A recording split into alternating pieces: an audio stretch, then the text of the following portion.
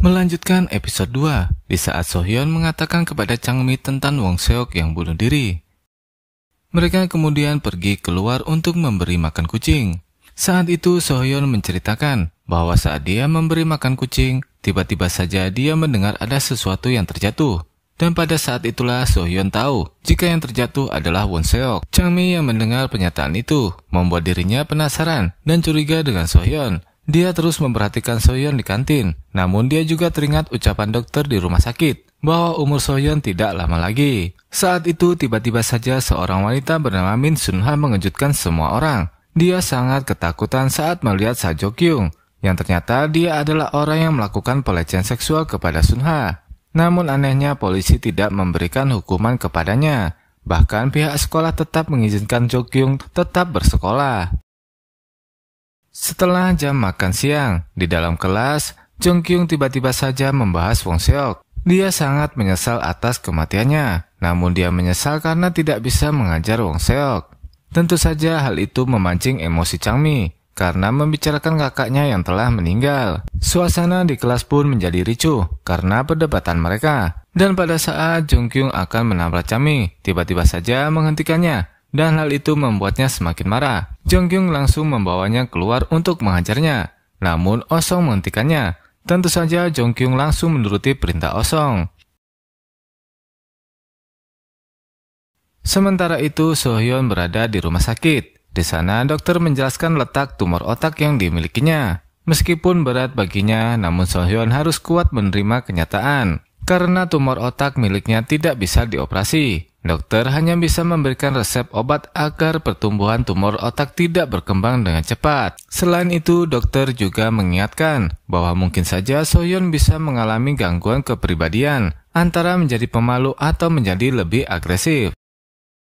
Sementara itu di tempat latihan menembak, terlihat Jae-bom dan Oh-sung bersama kepala sekolah, yang ternyata Jae-bom ingin berlatih menembak untuk memulihkan ingatannya. Saat itu pelatih menunjuk Changmi untuk melatih Jae-bom, dan terlihat sepertinya Jae-bom menaruh hati kepada Changmi.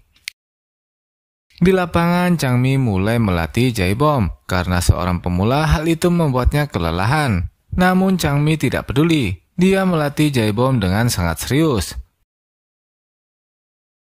Sementara itu di tempat Sohyun bekerja, Hong An-jun dan So Yeon datang menemuinya. Dan ternyata Hong An-ju adalah seorang artis, dan dia sengaja memberikan posennya kepada Sohyun agar manajernya tidak mencarinya. Saat itu Hong An-ju menerima pesan dari Changmi yang memintanya untuk bertemu. Tentu saja Hong An-ju tak mengenalnya. Mereka pun menceritakan bahwa Changmi adalah murid pindahan. Namun mereka juga penasaran kenapa Changmi sangat ingin tahu tentang kematian Won Seok. Di sisi lain, Jae-bom sangat kelelahan berlatih. Saat itu, Oh-sung mengatakan untuk tidak terlalu keras, karena hal ini adalah bagian dari terapi. Oh-sung juga menceritakan bahwa 1 tahun yang lalu, Jae-bom mengalami kecelakaan dan koma selama 6 bulan. Tak hanya itu, Jae-bom juga mengalami hilang ingatan. Karena hal itulah, dokter menyarankan agar Jae-bom kembali ke sekolah, agar ingatannya bisa kembali. Oh-sung juga meminta agar Changmi tidak terlalu keras melatihnya. Namun Jae-bom malah bersemangat dan tidak mempermasalahkan hal tersebut. Dia juga meminta Changmi untuk menjadi pelatihnya. Sementara itu, Sohyun yang penasaran dengan Changmi menunggu kedatangannya. Dia mempertanyakan bagaimana Changmi bisa mengenal Won Seok dan kenapa menghubungi Hong An-jung. Changmi pun memberi alasan bahwa dia mengenal Won Seok di klub menembak sebagai junior. Karena hal itulah Changmi ingin tahu penyebab kematian Won Seok yang sebenarnya. Saat itu Sohyun menjelaskan bahwa ponsel Hong An-jung ada padanya bukan dia yang mencuri, namun karena Hong An-jung menitipkannya. Meski tak bisa memberikan alasan karena itu rahasia di antara mereka, Changmi pun tidak percaya dengan ucapan Sohyun. Dia pun memilih untuk pergi, dan pada saat Changmi pergi, Sohyun mengalami sakit kepala yang sangat tak tertahankan.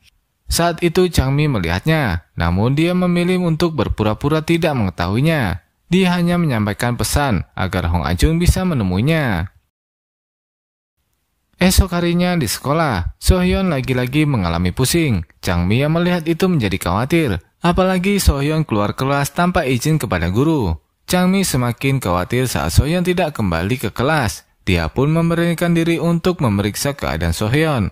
Namun saat masuk toilet pria, Changmi melihat darah mengalir dari balik kamar mandi. Dengan panik, dia terus memanggil nama Sohyeon.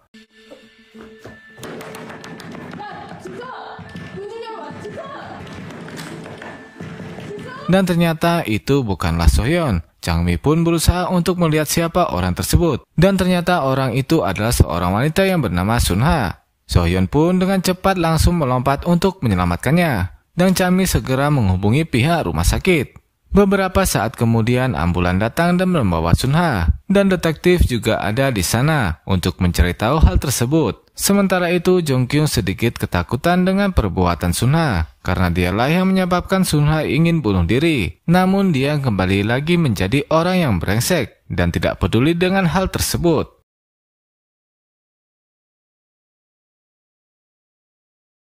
Setelah Changmi dan Sohyeon baik-baik saja, kini para detektif mulai menanyakan kronologi tentang Sunha. Tentu saja mereka memberi pernyataan yang sesungguhnya.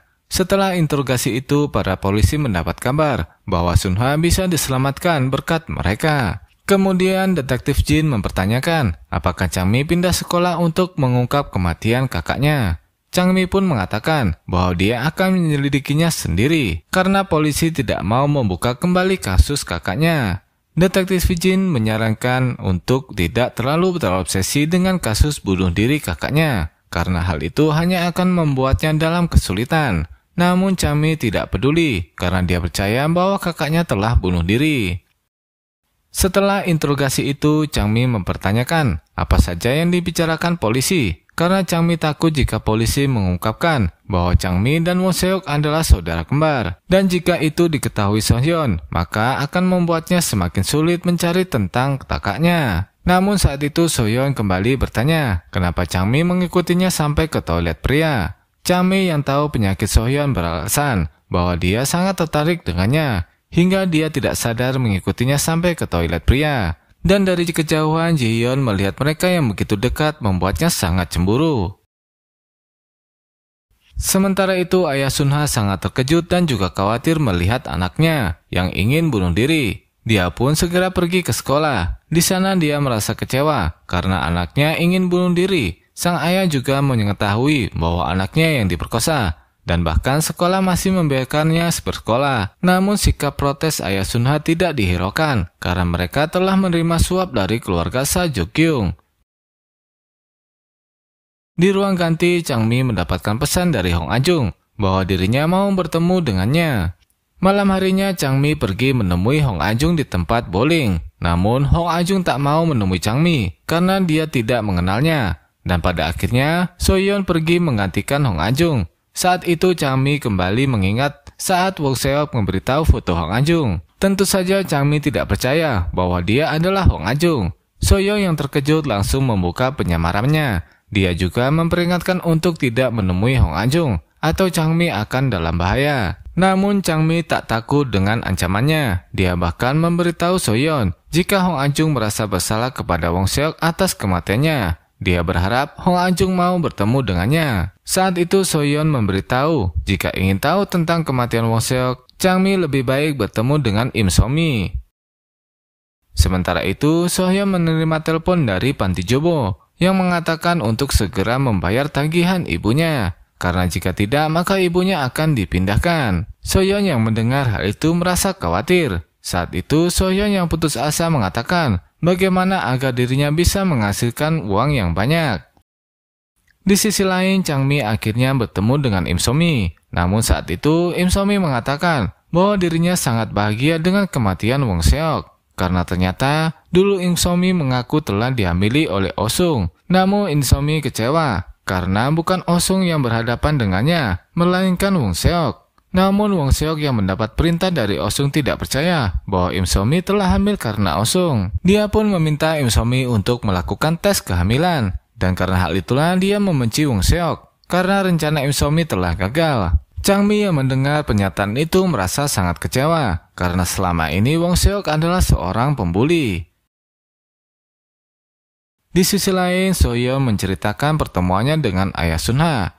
Dia berencana membantu Sunha untuk memberi pelajaran kepada Jung Kyung. Namun Sohyeon menolak tawaran itu. Meskipun ayah Sunha menawarkan sejumlah uang yang banyak, namun Sohyeon tetap menolak. Sohyeon yang tak mau menyerah melihat Sunha kehilangan masa depan. Dia terus membujuk Sohyeon karena ternyata di masa lalu Sohyeon juga menjadi korban bully di sekolah. Bahkan banyak para siswa yang melihatnya, namun tak ada satupun yang mau membantunya. Para pembuli itu sampai melukai Sohyeon hingga dirinya harus dirawat di rumah sakit. Sohyeon yang sudah tak sanggup melihat itu, akhirnya dia membalaskan dendam tanpa sepengetahuan Sohyeon. Dia mengajar para pembuli itu dan meminta mereka untuk meminta maaf kepadanya.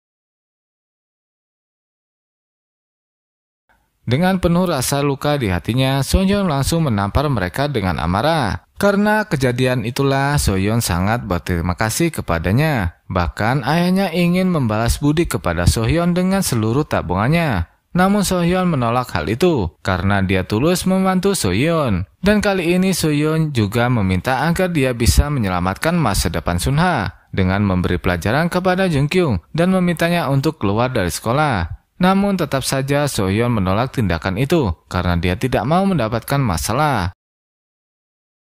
Esok harinya Sohyeon mendapatkan telepon dari rumah sakit yang ternyata kondisi ibunya semakin parah. Hal itu membuat Sohyeon sangat terpukul karena beban yang dia pikul sangat berat. Belum lagi Sohyeon juga menderita tumor otak.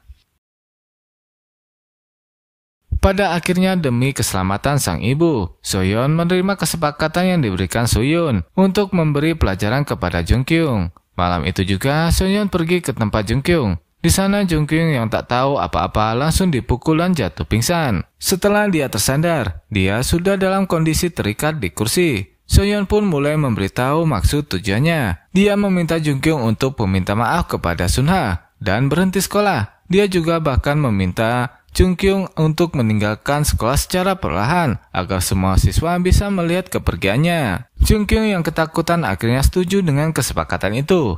Dan saat Sohyeon meninggalkannya, dia tak sengaja melihat foto Sunha yang tidak senonoh. Hal itu membuat Sohyeon menjadi sangat marah karena Jungkyung akan menggunakan foto itu untuk memanfaatkan Sunha. Sohyeon yang tak bisa mengontrol emosinya langsung memukul kaki Jungkyung menggunakan palu. Hingga akhirnya dia pun mengalami patah kaki. Dan hal itu bisa jadi dikarenakan tumor otak yang dideritanya, yang membuat Sohyeon berubah menjadi sangat agresif. Setelah selesai melampiaskan amarahnya, Sohyeon segera melarikan diri dengan melompat ke tembok. Setelah situasi sedikit aman, dia pun melepaskan penyawarannya. Namun tiba-tiba saja Changmi melewati gang tersebut dan mereka pun saling bertatapan. Apakah Changmi mengetahui perbuatan Sohyeon? Dan alasan apa yang akan Sohyeon jelaskan? Tetap stay sampai jumpa lagi di episode selanjutnya. Dan terima kasih.